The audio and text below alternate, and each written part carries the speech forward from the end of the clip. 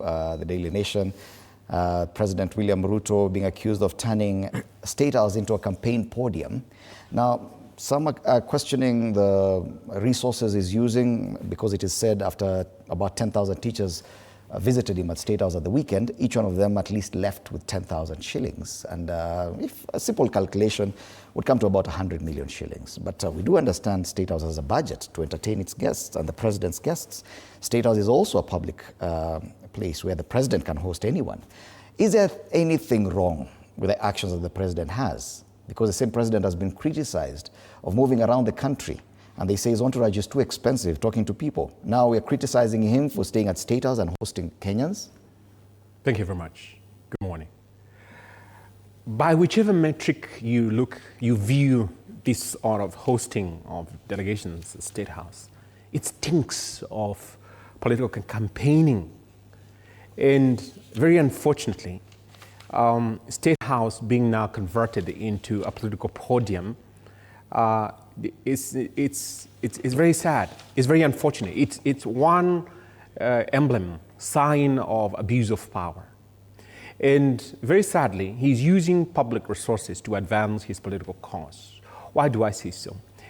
Everyone showing up in that so-called entertainment ground in State House is pulled from the areas where the president feels or perceives that his popularity is waning or otherwise in danger of totally disappearing. Most of these delegations are, in the end, sort of motion. Okay, do you want me to go for a two-term or what do you say? Why make those remarks? Why use that sort of, entertainment ground, to then advance his two-term, agenda? This is a president who has totally, without any notion of responsibility or any notion of accountability, veered off totally the script of leadership.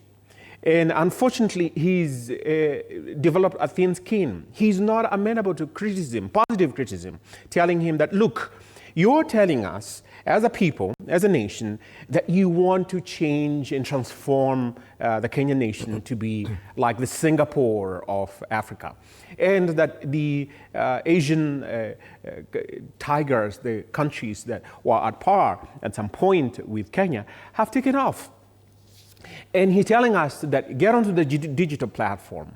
So why not have these people meet him on digital platforms? Why not even say that, look, wherever you will be, we will have some sort of platform, digital platform, then we can meet. Saves money, saves time, as allegedly he tells us. So you find that he's woven into these deep contradictions, both in his leadership style and policies and the execution thereof. Right. But, however, to suggest that he has a budget for entertainment and therefore he has the carte blanche, the blank check, the leeway to do with that money as he pleases, is to miss the point of allocating sufficient funds to State House in order to entertain its guests. And yes, you say that he can host foreign dignitaries at State House. But you ask yourself, why should he meet 10,000 teachers? What's the number of teachers in this country? 10,000? Everybody excluded will say that, why did you exclude me? What was the criteria that you used to have these people accommodated at State House? And why, in fact, should they leave State House with 10,000 shillings? So this is a misuse of taxpayers' money. And I think if an impeachment motion was ever to be brought about, this should be one of the grounds that he should be impeached upon, abusing his power in State House to secure political mileage using the podium, the platform of State House, while at the same time pretending to advance economic causes, economic empowerment for what you have the border team. And we heard other things that, okay, fine, he gave us these sort of goodies, but we actually never received them. That's deception. No leader worth his salt being called a president should be using that podium in such a manner. Lastly, I want to ask, And this is what we should interrogate as Kenyan people. If a president can think this low, who will hold him to account? Because Parliament does not hold him to account. The EACC does not hold him to account. He is living as though he's above the law. And this is the frustration the Kenyan people are facing. And they are seeing and watching from a distance. And then they tell him, I'm sorry, with what you are doing, we cannot afford you again doing it for another 5 years. And he takes offense.